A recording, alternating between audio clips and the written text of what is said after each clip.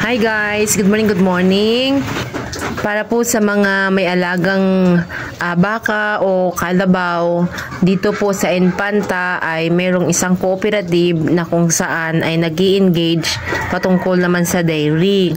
So, eto pong mga kasalukuyan na mayroong mga native na baka at kalabaw ay kung interested po kayo na kayo po ay mapapakinabangan ng inyong mga alagang baka at kalabaw sa pamamagitan po ng paggagatas.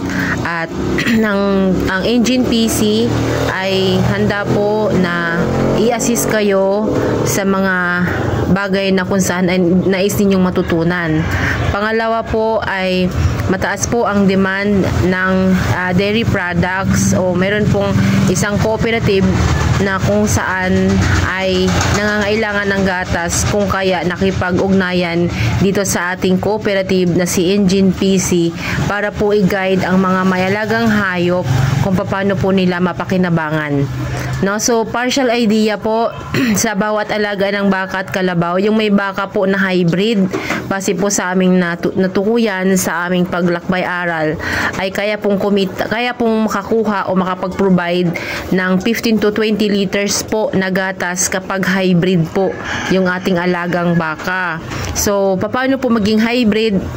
Meron pong binibigay na similya ang taga NDA o taga National Dairy Authority para po ma-upgrade ang ating mga alagang baka, na kung saan yun ay magaling na mag-provide ang gatas ang mga nasabing lahi ng baka.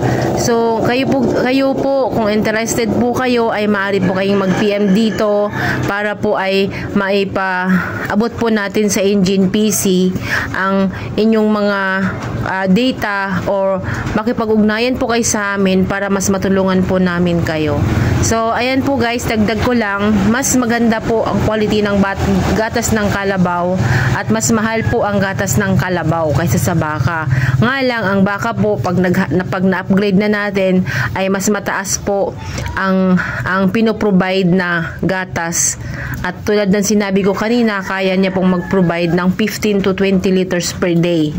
Ano po? So, sa mga karagdagang informasyon po, ay makipag-ugnayan lang po kayo or mag-comment po kayo dito sa ating TikTok para po ay amin kayo makausap. At ano pa man ang inyong mga katanungan along the way ay may assist po kayo ng ating cooperative. Hi guys, ito naman po yung aming napuntahan na kung saan ang kanilang mga baka ay naririto sa panahon ng pagpapakain.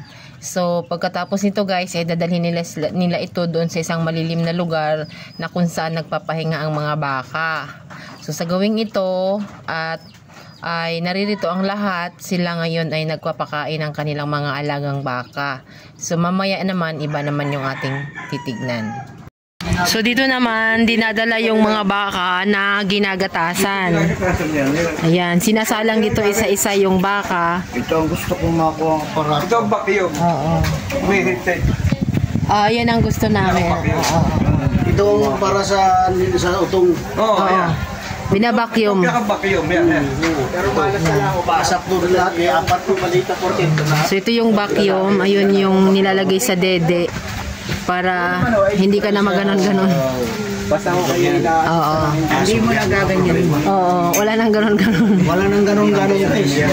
Pasak na lang. Ano kung Mataba ang utakan eh.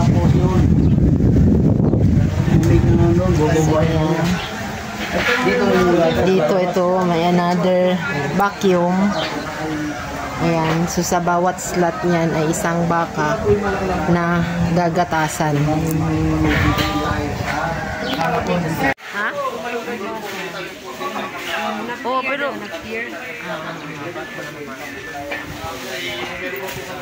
yung process ito pala kailangan pag-aralan kasi pag ano siya.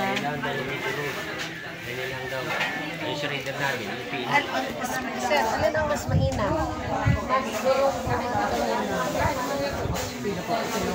Ayaw daw kayo ng baka. Depende po yan sa... Iwanan ko silisel para...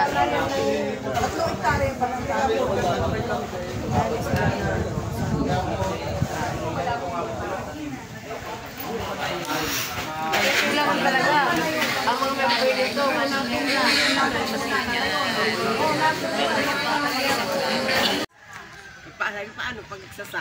Papadala daw yung dalawang yan para magturo magsasa. Pinapakuha sa akin yung ulan yung may kalabaw, ulan yung may baka, may mga batangan.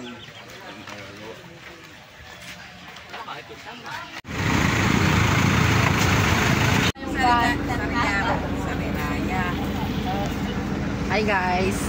Hello guys. Hello guys! Hello guys. Hello vlog video. Hello vlog.